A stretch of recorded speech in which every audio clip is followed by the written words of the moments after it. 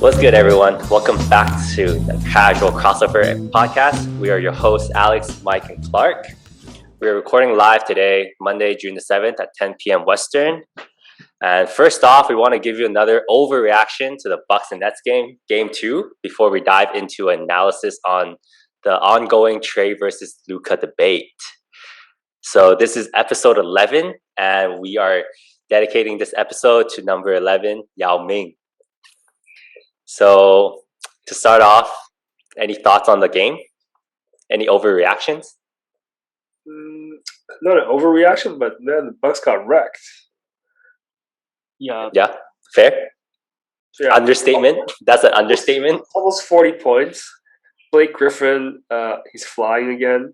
Put back dunks, dunking over Giannis. The Nets are flowing. Their offense is good, and I think you're seeing that build a wall against Giannis again, and it's another year. Like if say they lose Game 3, I think that might be a wrap, and then he's going to go in the offseason. Yeah, and what is he working on this offseason? Right, it's the same player for like the last 3 years, and now they don't have the flexibility to go out and sign people. They used their resources on Holiday, right? And they locked up Middleton, so it's going to be very. It kind of, if they do lose this round, it kind of reminds me of Portland, where there's not too much you can do with the superstar. Anything, Mike? Well, I think if anything, this Game 2, really, I think it's really concerning for them to lose by 30 this game, especially with no James Harden.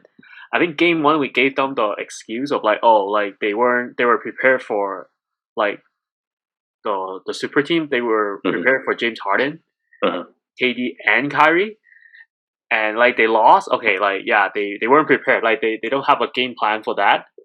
That Harden was gonna exit early.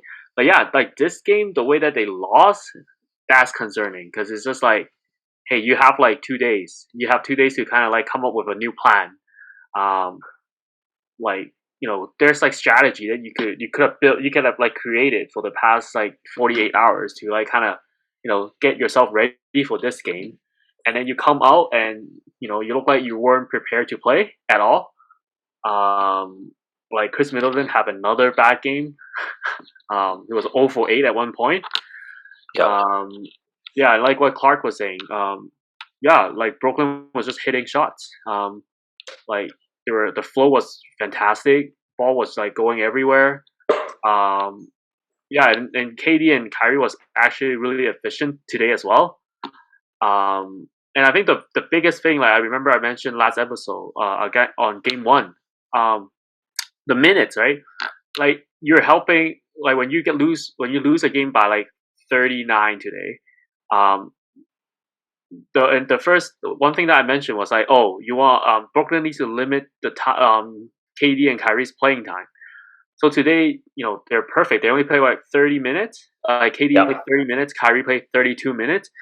And then they were sitting in the fourth quarter for pretty much the whole fourth quarter. So for the Bucks' sake, that is not good moving forward. It's just you're saving them now. They actually got a whole game rest pretty much without playing the fourth quarter. And it's you now Game 3 is, I feel is a must win.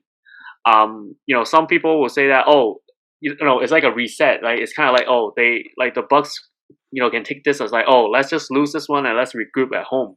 But at the same time, it's if you go home and you don't come out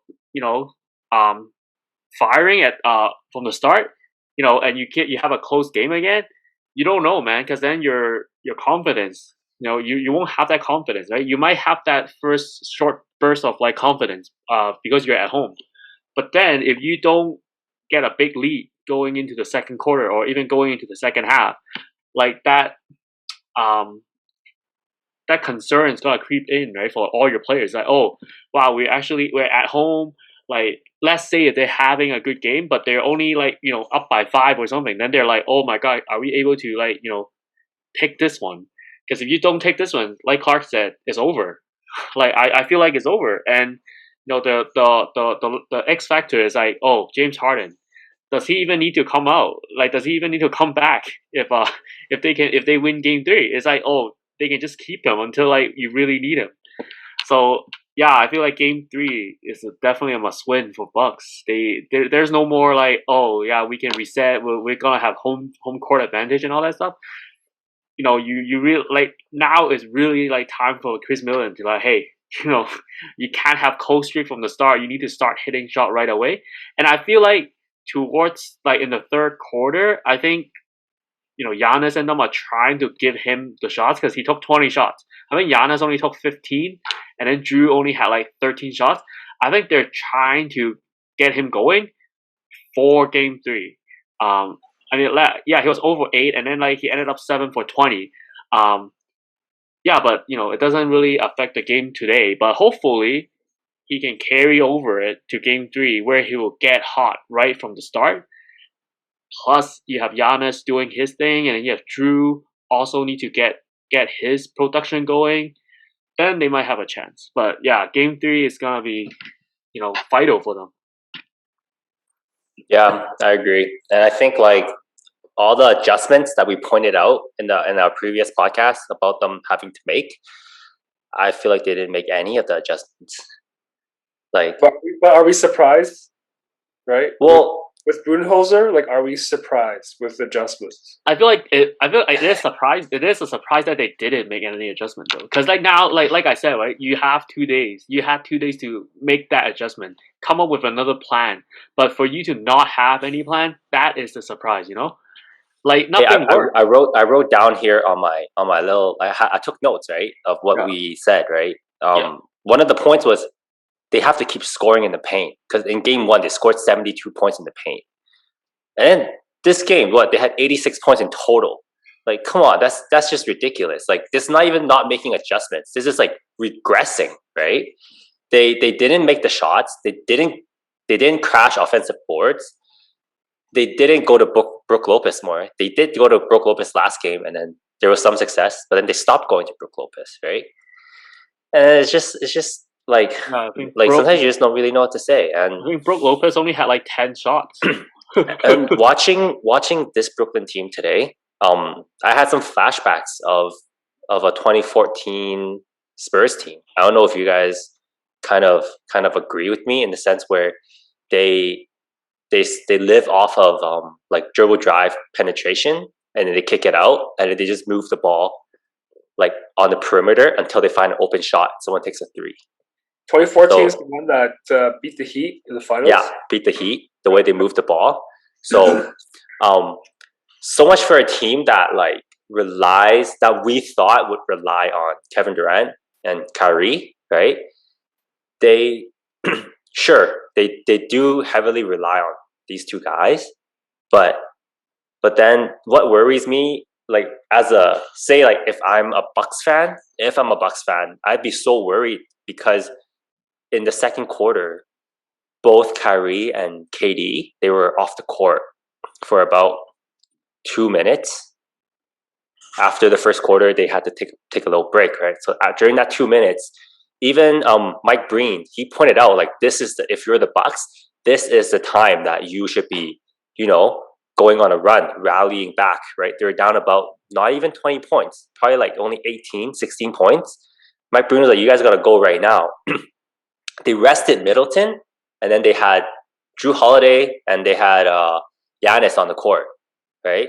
Like on the other side, there's nobody. It was Mike James. It was Mike James and Blake Griffin. Like you have to, go on like a 9-0 run or something like that to make this a game. But instead they let Mike James bring it to like a 22-point game. And then they insert Kyrie and KD back, and it was just going to the moon from there, right? Yeah, they for the Bucks, they have to win the next 2 at home to make it. They have to, right? Even if they win game 3 and 4, they come back to Brooklyn. that they might close it out. And like Mike said, like if you're up 5 and down the court you got KD and Kyrie, like two of like the best like finishers in clutch situations, like that's a dangerous game to play. Mm-hmm. So, and you know what's disappointing is Bobby Portis. Yeah. Like, come on, that guy's got to come on the court and like body up Blake Griffin. Like that's what he's got to do. Just body him up. You can't have 2 rebounds as the power forward. I feel like what they need to do for game 3 from the start is just like come out aggressive and like just start going inside and like really try to get like a big lead in the first half, like at first quarter. They need to start strong, like just to build some confidence for themselves. And then like in the second quarter, they can like ease off a little bit, but they need to get like at least a 10-point lead going into the first half, going into the second half. To be like to actually give themselves like some margin of error, because if they only up by 5 or whatever, that margin of error is so slim for the Bucks. Yeah, like it's gotta be like what you're saying. They're playing a dangerous game. If they're only up by 5 and they're at home. Yeah, like okay, what happened to PJ Tucker? This is not the same guy as he got cooked. No, but not even defensively, because we know you're not going to stop KD. But remember when he was on the Rockets, he was lethal for that corner 3. Like that was his shot. Mm-hmm. Right? And today he takes 1 3. He took one of those corner 3s and he missed. Yeah, it was a really rushed 3 as well. Like it was a really good closeout. I saw it. Yeah, like, that offense is not good enough. If you're gonna have him as a defensive guy, like he has to have those shots on the like that's his shot. He's got to take like 4 or 5 of them a game. I honestly don't know if he's a good fit for them. If he can contribute, if he can do his part on defensively, I don't know if you should still play him. That's the thing. Right? Because if he's not okay, first of all, offensively, he's not gonna be he's probably like the 5th option, like the last option, right? So, and especially when you have your star player is not getting going, right? He's gonna get even less shot than he would have got, right? Like if Middleton was having a good game, yeah, maybe he would get more shots. But if Middleton's not getting hitting his shot, and then Giannis is like kind of not really getting that opportunities to go to like his spots, and like Brook Lopez not even hitting any of his shot as well, and Drew is like too focused on like just try to play his part in defensively, and offensively he just doesn't have the legs to like drive in, making his jumpers and all that stuff. The chances of PJ Tucker getting his open shots is just like probably like the minimum, right? So like nobody else is getting going, so he's not gonna get his shot because at the end of the day, you want Giannis, you want Middleton, you want Lopez, you want Drew to be hitting their shot first. And like what I was saying earlier, it's like they want to get Middleton going. So maybe like those out of those like last 13 shots that Middleton was taking, maybe like if it was in a good situation, maybe PJ Tucker would have got like a couple of them. But in order for you to get Middleton going, you just need to like it's like shooter shoots, right? You just need to keep letting let them keep shooting until they get out of the funk. So yeah, I think that's a bad approach.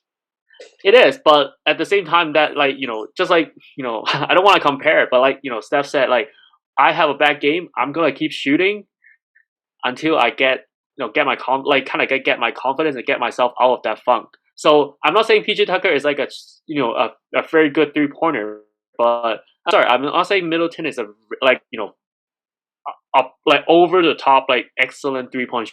He's a shooter, so I feel like that philosophy kind of works for everybody. And for Middleton, he was forcing it. He was forcing it. right? There's a lot of Yeah, shots that he was forcing it. Like I understand where Steph is coming from, definitely, but it's a little different, right? You know, Steph would never take bad shots, right? He only take the shots that's wide open. It's the best decision that he's gonna make, right? But Middleton was taking bad shots. There's other guys like Bryn Forbes was pretty hot in the first quarter, right? When Bud put him on, like he was pretty hot. I don't understand why they just had to start like, you know, oh, we have to feed Chris, you got to get him going, right? Like, no, you don't have to. Get him to do other stuff, right? Get him to play make, get him to get rebounds and stuff, right? So, and I did want to mention one more thing. Sorry. yeah, I was just watching the video, and I'm just like, it's just kind of crazy how they're only doing one, like the defensive matchup is just 1-on-1. Like I didn't see that many double teaming either. And that is puzzling for me. oh no, they were all over the place. Like, yeah, like no, they but didn't. I'm just like, it's just for me, just kind of like, wow, like how is that possible? Like you guys Wait, are still playing 1v1 matchup on. they do try to double team, but then I feel like Bud as a coach, like he just doesn't know how to do it.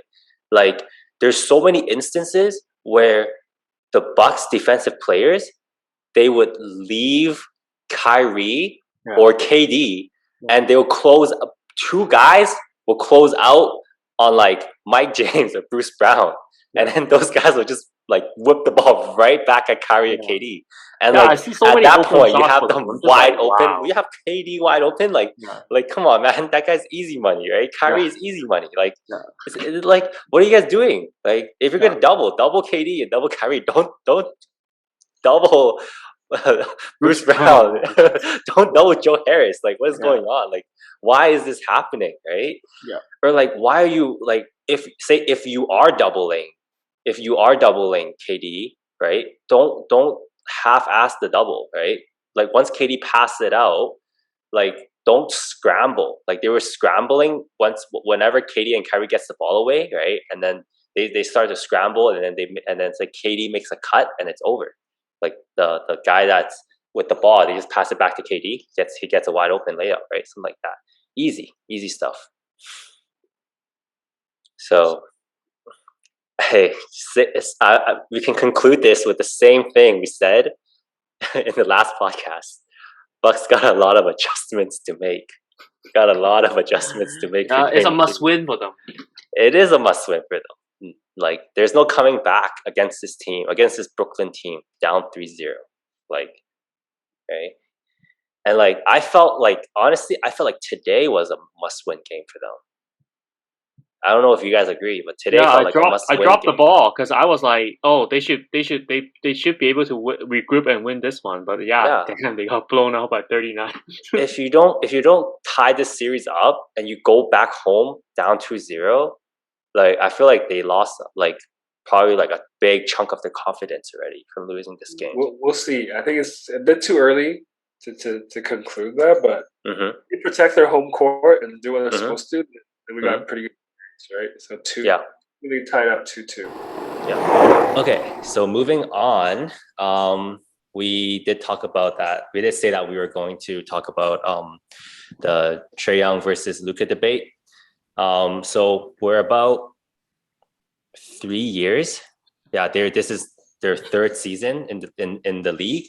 So 3 years after they've been in the league, they've been traded for each other on draft night.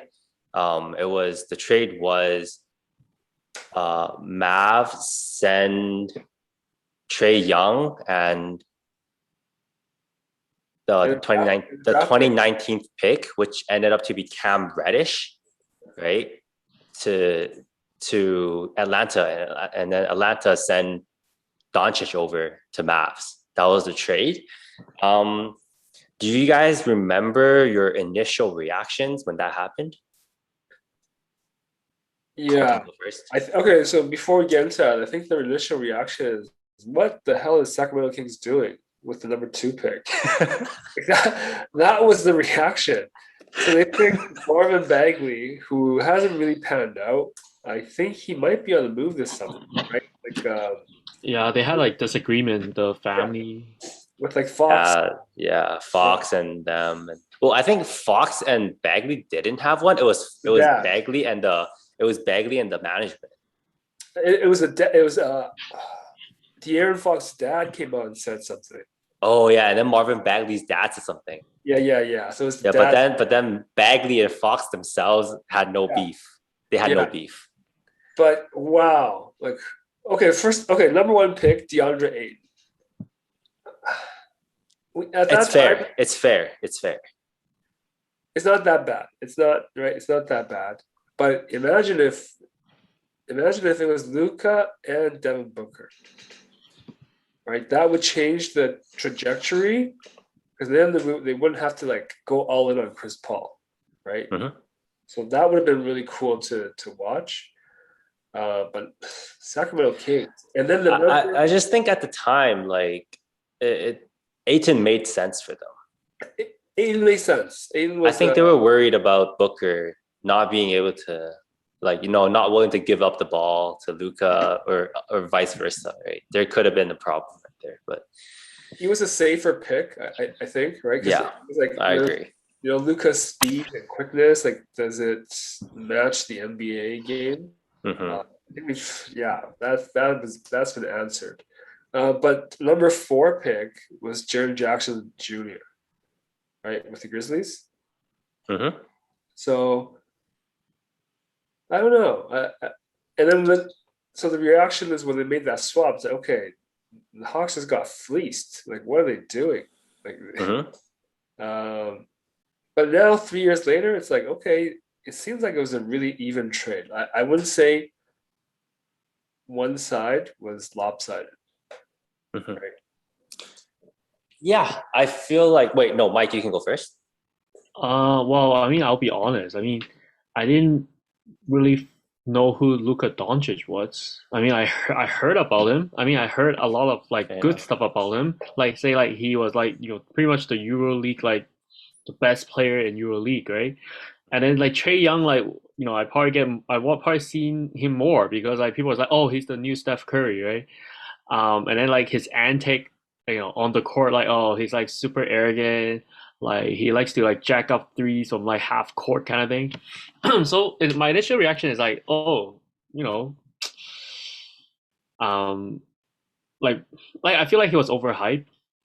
That was my first thing about Trey Young. Just be honest, and Luka Doncic was like, oh, okay, like we hear so many. There's like so many like European player that came to NBA, and their initial like um what's the word, like they're like super hyped by like, oh yeah, he's like the best, like he's gotta be like super good, like he's gotta be like a superstar when he comes to the NBA, right? So I was kind of like skeptical. So I was like, okay, like yeah, let's see how it pans out. But I'm like, you know Trey Young, I never imagined Trey Young to be like gonna be a successful superstar, right? Because I just feel like he just have 3-pointer, like, and his just feels like he's overall like basketball side of thing is just too much showboating. But after like 3 years, I'm like, okay, like he kind of like let his skills do the talking. Like he's actually like proven now that he can hang. Like he is a star now. He's definitely more consistent. I mean, I know it's just his first time playing in the playoff, and it was the Knicks. But I mean, like, yeah, he proved a lot of his doubters wrong. I mean, like he did have a really good series. Even though I still don't really like him, as a basketball fan, but like I mean, he backed up his word. And then for Doncic, it's like, oh, okay, like you know, he's what they're like, calling him for, right? He Michael is a Jordan. superstar. No, no, he's a superstar. Like I have to say, like if the Mavericks had like some help, they would have beat the Clippers. And even last year, like they were pretty good. He was already pretty good, but this year, yeah, like um, even though I did say like, oh, feels like Clippers defense is just like a little bit disappointing to let him get going. But like, yeah, I also watched some of the games. Like, yeah, he made some really tough shots. So I mean, yeah, I have to say, yeah, he's a superstar. And he's only 22, right? Or 23. So 22. he still have lots to. 22. He's gonna get a lot better. I mean, Yeah. like, I feel like right now he's a little bit still too young, right? So he gets, kind of frustrated. Sometimes he, Mhm. he he gets a little bit too like he gets mad at himself. But I would just say like, NBA man, just wait, man. Once he gets like, he can calm himself and his mentality, his IQ gets even better. Man, just look out, man. This guy, like if you try to piss him off and he just don't even act, like he doesn't even get riled up, I feel like, the NBA is screwed because right now the thing is you can kind of like piss him off and then like he gets like frustrated and then like he might like make some bad decision, but the minute he can like just calm himself down and like don't get riled up and just be like cold-blooded, that's when you were like, oh, this is the final version. It's like kind of like Dragon Ball Z, like Goku, like when he's like Ultra Instinct, man, you're like game over for the league. And like Mavericks, they just need a piece. They need a superstar. They need another superstar, and I think they're definitely gonna be contending, in the next few years. So I mean, at the end of the day, I feel that this trade, I think both sides got the players that they wanted, and of course, I feel like Mavericks is still the winner because I feel like Doncic is gonna be a lot better than Trae Young when they retire. Yeah, but yeah, I feel like both team, you know, they came out better. No, nobody lost. Yeah, Nobody nobody lost. lost, I don't think. Yeah, and Cam Doncic. Reddish, right? And Cam Reddish is actually a decent like a rookie too. But I mean, the only thing is he's just injured. But he's definitely got a lot of potential as well, right? So yeah, we'll see. I'm looking forward to Cam Reddish. I think like before he was injured, he was actually having a decent year as well. So yeah, but Yeah, yeah, when that's my reaction to that. I mean, when you talked about the mental side of things, yeah, how if people try to piss you off and you stay cool, yeah, you know what that reminded me? It reminded me of the Last Dance when they talked about how in that one series when the Bulls finally got over the Pistons, that was yeah, how that was how they got over it, right? That was yeah, when Pippen and Jordan and them when they get hard fouled, yeah, just get up and it was the next play. And I think that really scared the Pistons, right? And I think yeah, like that really reminded me of that. It's just like I think that's really true. Like, you know? Yeah, that's and remember like that one, like Horace Grant, he got fouled, and then Yeah. Jordan looked to him and said, "Hey, don't show him you're hurt. Don't show him you're hurt." Hmm. Right? Like, damn, that's crazy. And then you look at Yeah. like, I knew it. come on, The moment I heard, don't show me you're hurt. I knew you were yeah. talking And then about LeBron. LeBron is like, and then you look at the replay, didn't even touch his chin, and he goes on the floor for like 5 minutes to roll around. Like, It's come funny. on. It's funny. It's yeah. funny. I feel like yeah, the mental side of like things is really like kind of sets you apart, right? Like like I have to go back to like Clay, Steph, like KD, right? Even like like they all went through like crazy injuries in the playoff, right? Like torn ACL, torn meniscus, like Steph with his ankle injury and all that stuff. Like it showed. Like I mean, Steph when he was younger, yeah, he get frustrated when his ankle is like we roll his ankle and then he's done, right? Um, but like now, like he gets injured. He like yeah, he's frustrated, but like he doesn't show like like he's so upset about it. Like he's like okay, what can I do, right? It happens. And then like for Clay and KD's kind of thing, it's like yeah, like for Clay especially, like that, like he torn his meniscus. He came back, make his free throw, like didn't show anything, no frustration whatsoever. It's like these players are like they're strong, like their NBA IQ, their IQ is top notch. And KD, look, yes, he was mad. I mean, like yeah, he couldn't hide that he was hurt. Like he was limping off, but like he didn't show any emotion. It's like, yeah, like I'm out, like I can't play. But like what? Look at him. Like 2 years after his injury, look at like how he's playing right now. And I don't know if you guys watched today.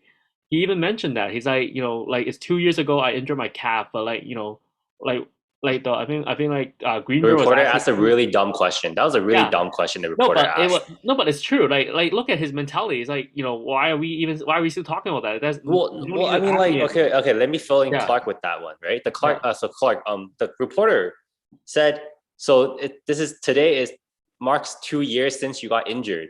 You hurt your calf. Like, how, like, did you ever anticipate that you are going to return and play at this level that you're playing right now? Like, Katie was just like, come on, man, is that a real question? Like, what do you want to say? Like, like, of course that's what I anticipated. Like, you Yeah, want, but like, yeah, but it shows, right? It shows the right, mentality, like their mentality. So it's like I feel like that's the thing about Luka, like in mm-hmm. a few years time, right? It's like once he's at like that 25, 26 age, that is like prime time, right?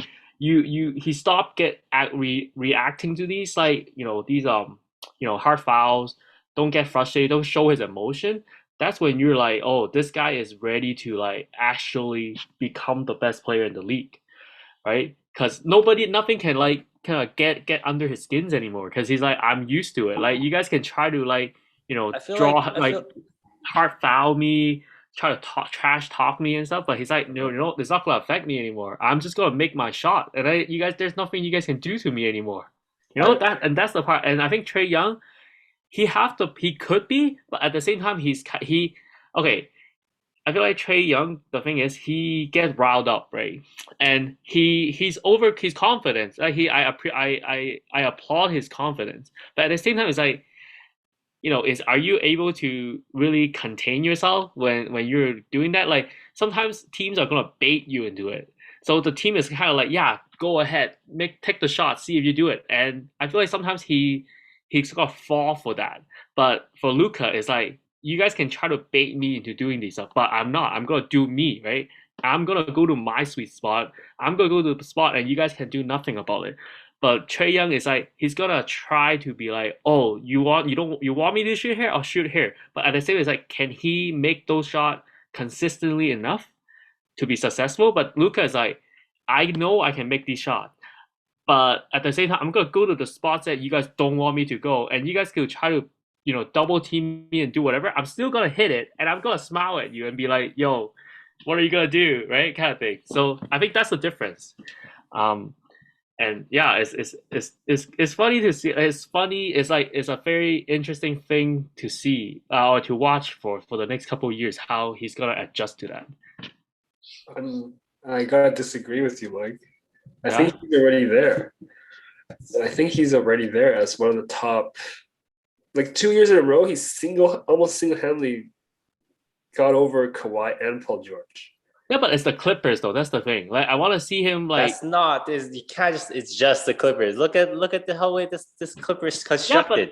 I don't know. It's Kawhi and Paul George. These are Yeah. like what you're talking about, two of the top 15 guys in the league, right? Like Kawhi literally right fresh off of a championship like performance, FMVP goes to the Clippers, right? And they almost choke it last year in the bubble Yeah. I still feel against like the Mavs. Kawhi didn't. I still feel like Kawhi could have done more This against him. series, This series, no. Last series, yes. Actually, last series he done it. He did enough. They got it over. No, like 6 games. I feel like he wasn't get like he didn't get as much. I feel like he could do more. He get more time defending Luka Doncic. I feel like at the end of the day, it feels like Tyronn Lue didn't really That's put him fair. on Luka That's enough. fair. You know what I'm saying? Like I feel like he could be more. Like he could done more. Um, because like you guys watched it. I mean, you guys watched the game more than I did. I mean, he was mostly still matched up with Jackson. Batum, Zubac, Jackson. you're asking him to do a lot, right? No, but I mean, like at the like, I'm not trying to agree with. I'm not trying to say like I'm not trying to agree with like like the inside the NBA people and other like former players and like other like NBA analysts. But at the same time, I feel like you're a superstar, right? I feel like the superstar matchup needs to be more consistent. I feel like in this era, I feel like just superstar are like they don't like to engage in those matchup until they really have to. Yeah, you gotta save your legs. I do. I know. I understand that, but I just feel like for Kawhi, like that for Clippers wise. I just felt like if like Tyronn Lue put Kawhi on Luka more, like a few more possession, I feel like it would have been better.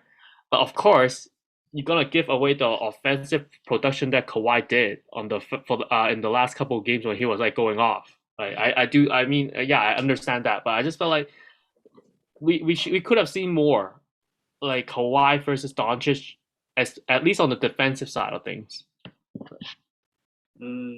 Okay, so here's my take. You see Luka is frustrated.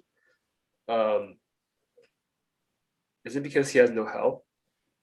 Like, is that if I was him, I would feel frustrated, right? You have KP, Yeah. you have Tim Hardaway Jr., who's not very consistent. Like he had a decent series, but he's not consistent, not reliable. You got Maxi Kleber. You have Finney Smith. Like, who are these guys? Like Jalen Brunson. Like, who are these guys? And then I look at Atlanta, Bogdanovich, John Collins, Capella. Like, wow, if you put Luka on that team, like just think about that for a second, right? I I recall 2 times this series where I saw Luka like be actually show like a lot of frustration. The first time was the injury, right? Like his neck injury, and then the other time was when Rick Carlisle called the timeout in Game Six when they absolutely did not need to call the timeout, right? They called a timeout, and he was frustrated. He was mad, right?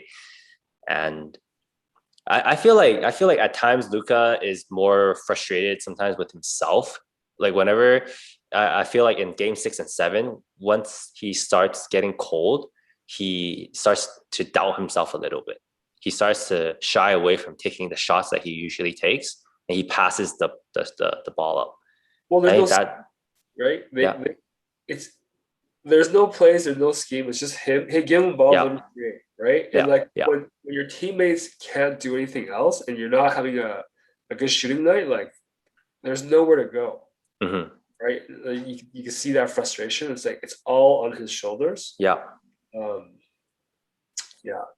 Okay, but an interesting point I want to make about like Luca's like like mental evolution, I guess you guys could call it that, is recall how last season Marcus Morris was messing with him and like doing all these things to him, right? Pushing him around, bullying him, kind of thing, right? Look at this season. Nobody on the Clippers dare to do anything to him, Yeah. right? They're scared of him. You're not gonna get to him. Like it doesn't They're work. It yeah, didn't they're work scared last of year. him already. That's why I wanted to say that to Mike. I was like, I think Luka might maybe he's not 100% there yet, but maybe it's not going to take till he gets 25. Maybe like next season, I feel like he might already be able to take that next leap.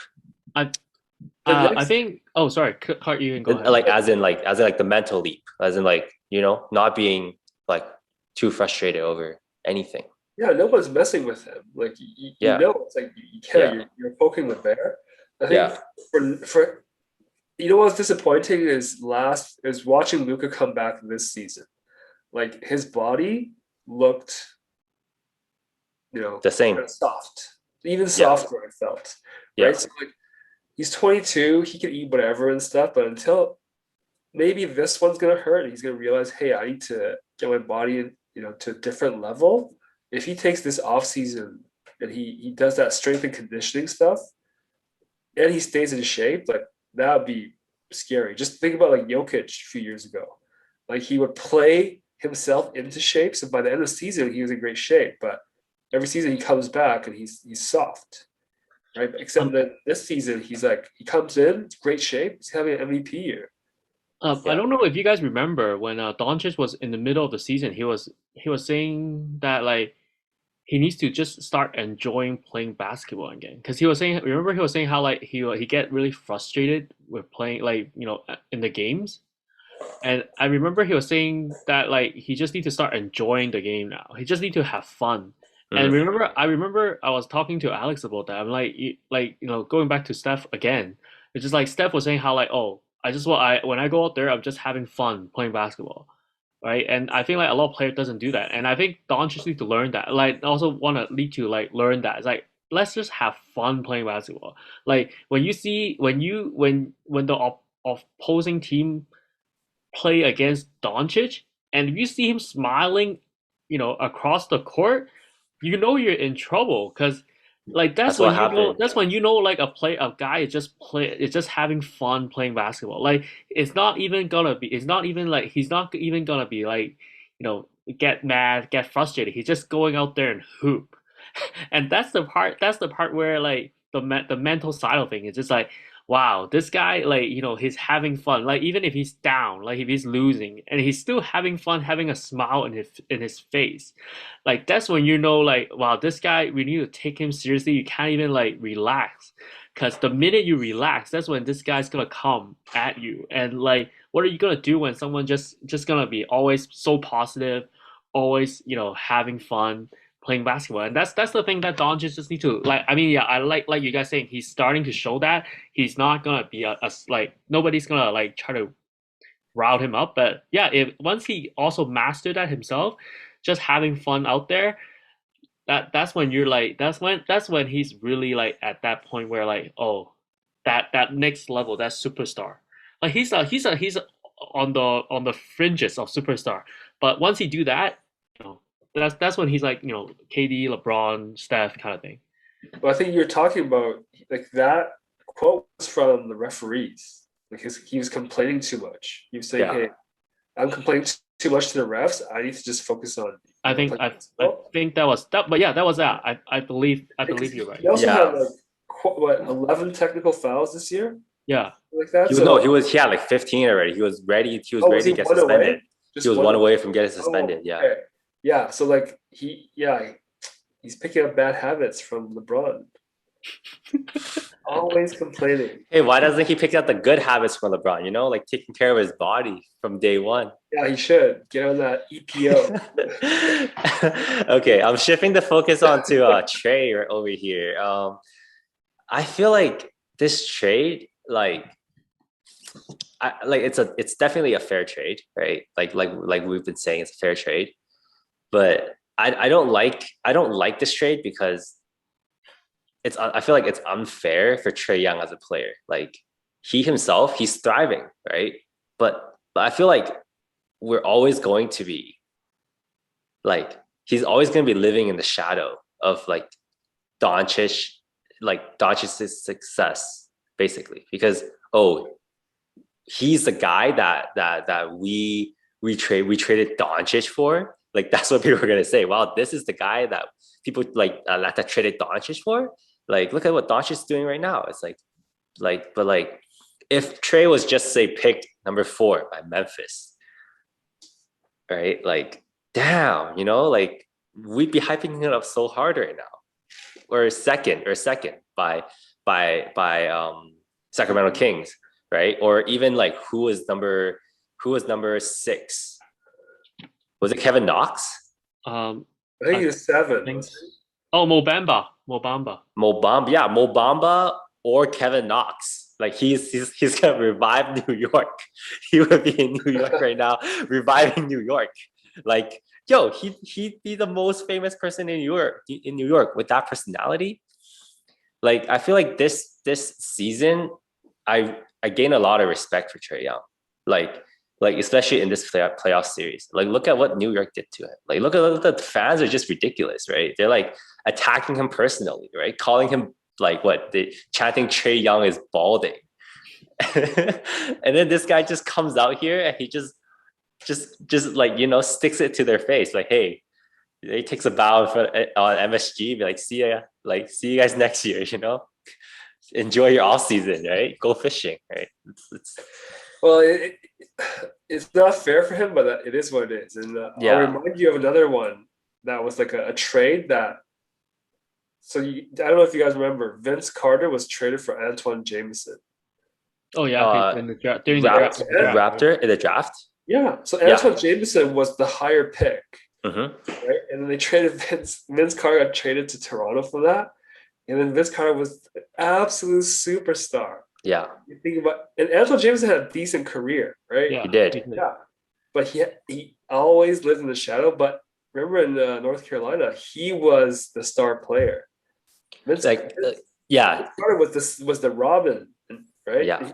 Antoine Jameson was the Batman. So yeah, I think it's not gonna get there because I feel like because Antoine he's not at the level where he's like like a franchise cornerstone. I don't think he ever was a franchise cornerstone like Trae Young is right now. he did pretty well for Golden State to start. Like Mm-hmm. he did play well. Yeah, and then he went to Washington, right? That's when he had Yeah, to turn things around. yeah. I think one thing about Trae Young though is I mean something he can work on just consistency, I think. I mean, I'm not saying he's not consistent right now, but yeah, I feel like that's something that he just needs to work on to, Mm-hmm. continue his development, just consistency and maybe more. I mean, I don't know. I didn't check his like assist numbers and stuff. I feel like he can score, right? No problem. Everybody knows that.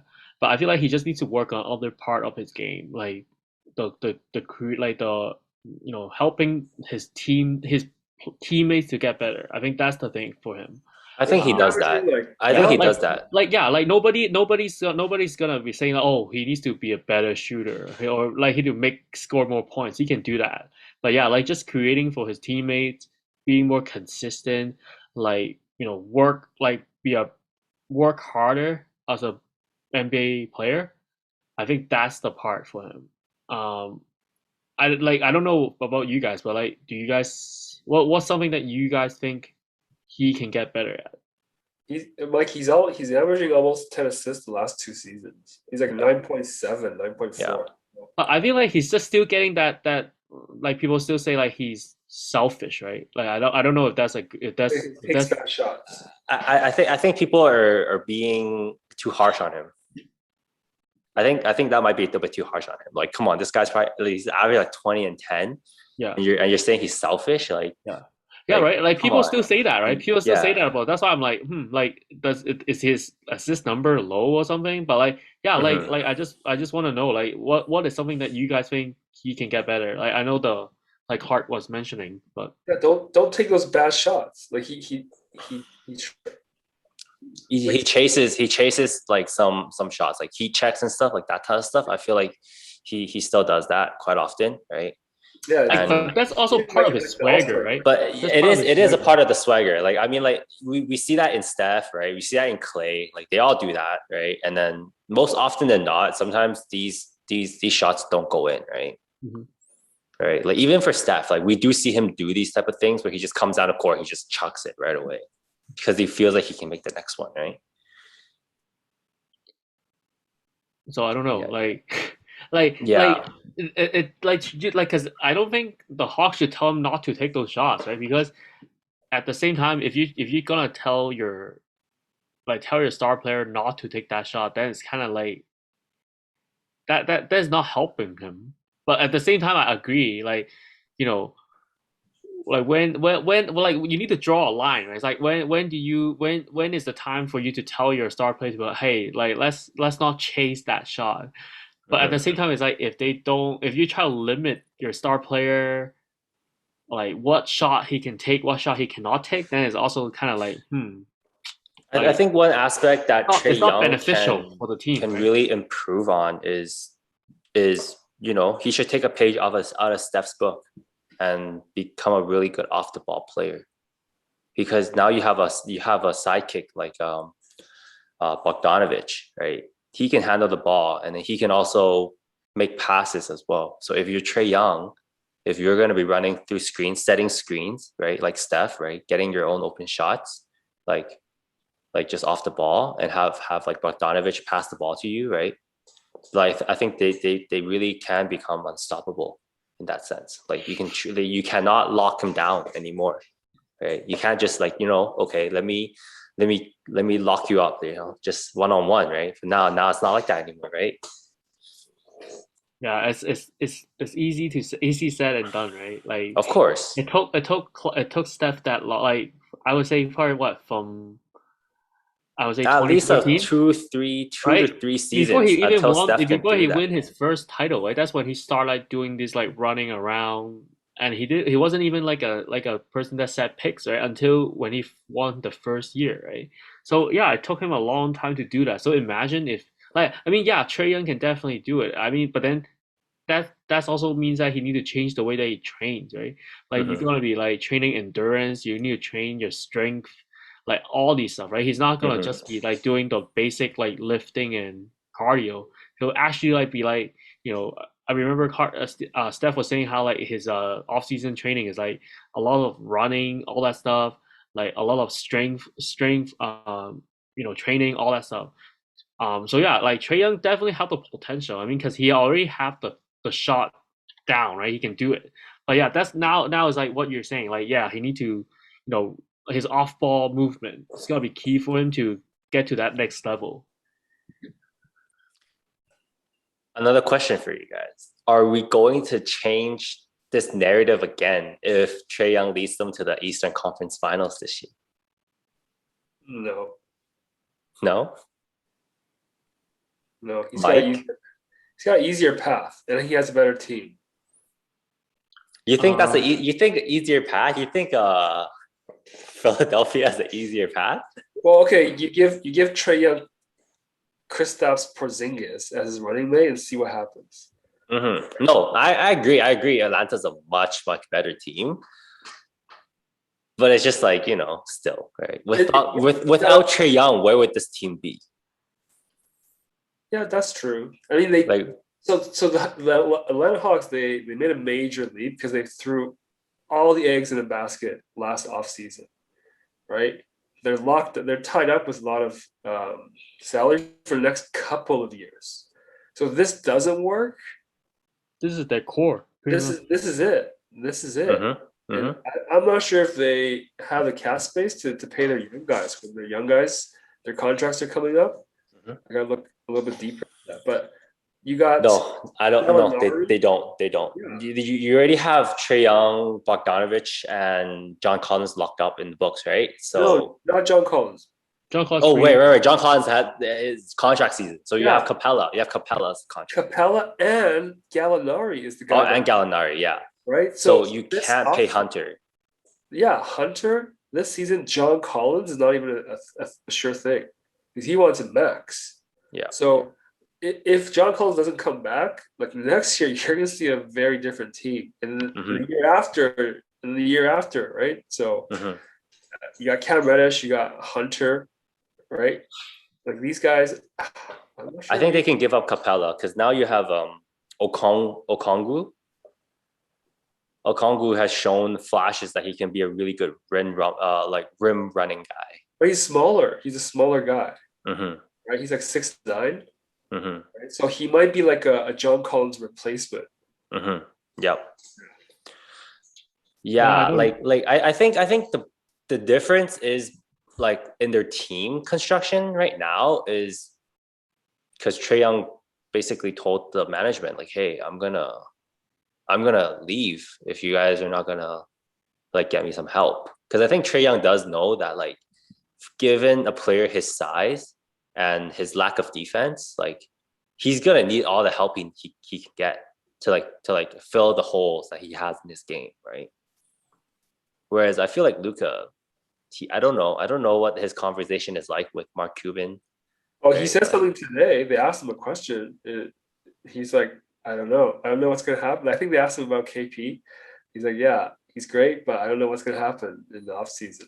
Yeah. Well, he did say he's really proud of all the guys that they fought really, really hard. Everybody did their role, did their job. He has to say that, right? He can't be like, yo, KP wasn't. Well, that no, helpful. he didn't. I don't think he had to say that. He didn't have to say it in that extent, right? I think people know. He could have just said, like, yeah, you know what, like we tried our best, right? Something like that. But like he went really far. He went really far. He kept talking about how they really fought all season and all in the playoffs. I mean, they had a great season. Like I would say, like it was a good season for them. I think at the end of the day, the problem is just still KP. Like he doesn't. I don't think he has beef with anybody else. I gotta ask the guy. We gotta end this call. Porzingis making 31 million. Andrew Wiggins making 31 million. Would you do that trade? No, don't. Please don't. No way. No for who? No for who? No for the Warriors. Okay, Mike. Nah, man. I defend. with Wiggins Island. I defend Kristaps Porzingis, but I do know that he is not worth the contract. You know what I mean? I'm defending him because I know he has all the injuries. Yeah, but do you think Wiggins is worth 31? Wiggins is not worth 31. So you wouldn't do a flip because the Warriors need a big, right? They need some size. Yeah, hey, but look, I'm telling you right now. Like I was doing some advanced stat look at right now. Kyle Kuzma can replace Andrew Wiggins.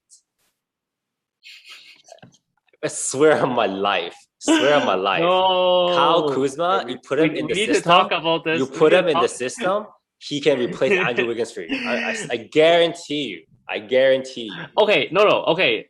I want to say this though. I feel like if any player that goes to the Warriors organization, it's gotta be a good thing for the players. But I don't know about Kyle Kuzma.